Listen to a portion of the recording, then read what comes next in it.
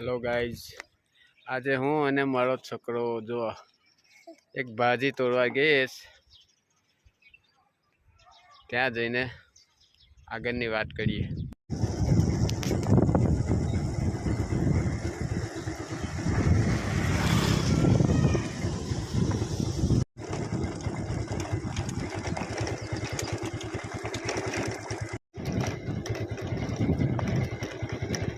બહુ દૂર જવાનું છે ભાઈ।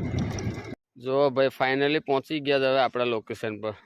બતાવું તમને, જુઓ આ ઝાડ છે, આની એક મસ્ત મજાની દેશી ભાજી બનાવવાની છે ભાઈ। આપણે ઉપર ચડીને તોડવી પડશે પહેલા તો, પછી ઘરે લઈ જઈને ફર્સ્ટ ક્લાસ બનાવીશું। જો કઈ ચડી જશે, હવે જોઈ લો। આટલે બધે ચડીને ઉપર ચડીને પછી તોડીને પછી ખવાય છે ભાઈ। કેટલું અઘરું છે। અમારા આદિવાસી એરિયામાં તો આને ગુંદાનો મોડ એટલે કે ગુંદાની ભાજી કહે છે, અને તમારા એરિયામાં શું કહે છે આને કમેન્ટમાં જણાવજો। ચાલો તો ઉપર ચડીએ હવે, પછી તોડીને ઘરે લઈ જઈને બિલકુલ દેશી રીતે બનાવીશું। ત્યારબાદ મળીશું પાછા ફરી। દવાયું દીધું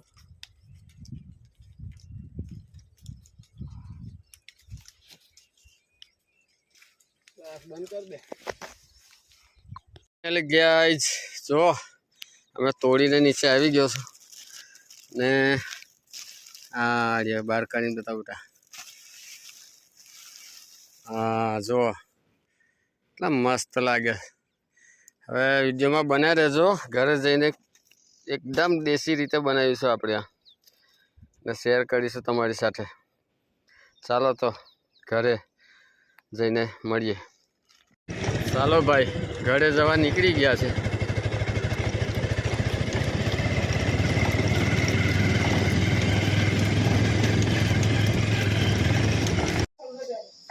ચાલો ભાઈ ફાઇનલી સાફ કરવા બેસી ગયા છે। હવે સાફ કરીને પછી બનાવીએ ફર્સ્ટ ક્લાસ।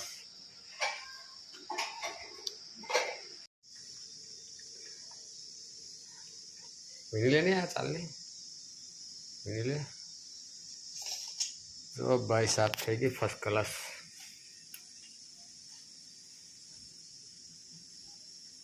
હેલો ગાઈસ, ચલો આપણે હવે રેસીપી બનાવવાનું ચાલુ કરી દીધું। તેલ ગરમ થાય છે,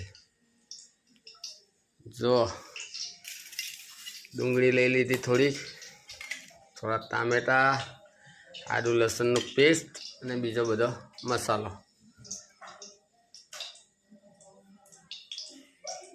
એટલે આપણે એમાં નાખી દઈશું તેજ પત્તા।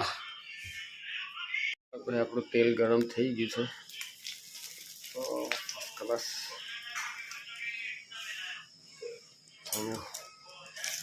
કરવા દઈશું।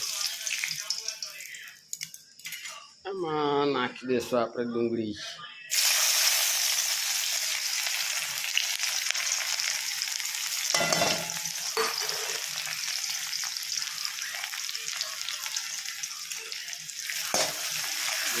થોડી શેકાવા દઈશું બરાબર।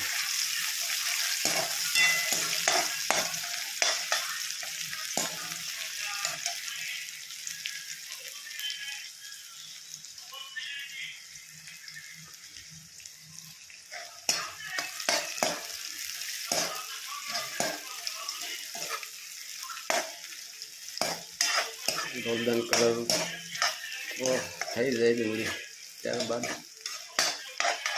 નાખીશું થોડા ટામેટા શેકાવા દઈને।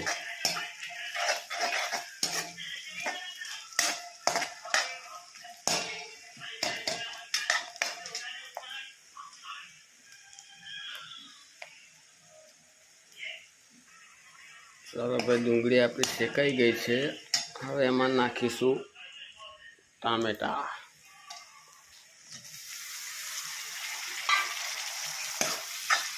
ટામેટા સારી રીતે હલાવી તેમાં મિક્સ કરી દઈશું ડુંગળી સાથે.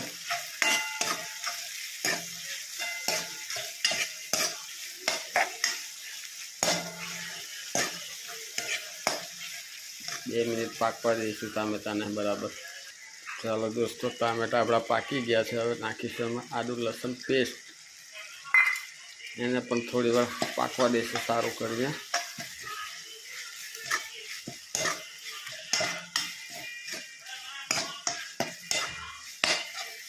જો મસ્ત ગ્રેવી તો તૈયાર થઈ ગઈ છે આપણી.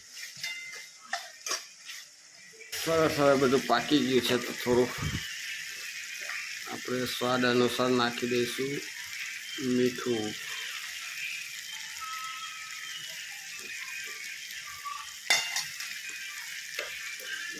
ત્યારબાદ નાખી દઈશું થોડી હળદર.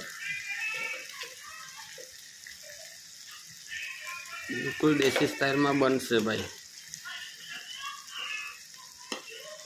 થોડી કશ્મીરી લાલ મિર્ચ, કશ્મીરી મરચું થોડું. ત્યારબાદ નાખીશું થોડું તીખું. ખાવાનું ફાવે છે ભાઈ અમને, એટલે થોડું તીખું મરચું પણ નાખીશું સાથે. બરાબર હલાવી દઈશું.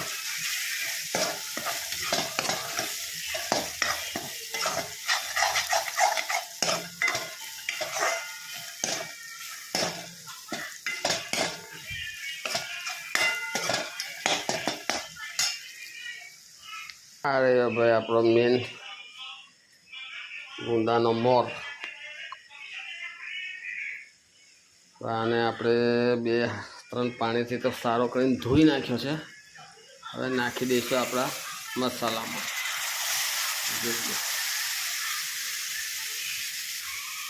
એને થોડું સારી રીતે હલાવી નાખીશું.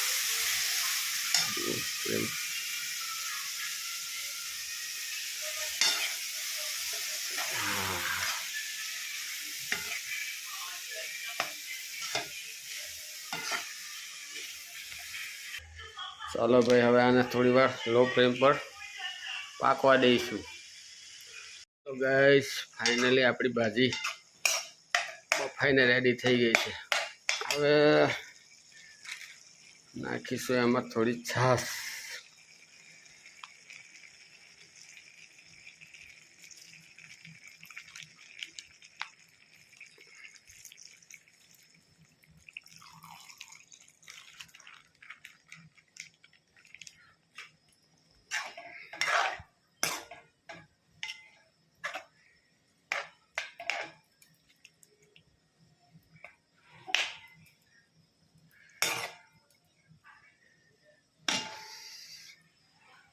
કમેન્ટમાં જણાવજો કેવી લાગે છે. ફાઇનલી ગાઈસ, બની ગઈ છે આપણી દેશી ભાજી.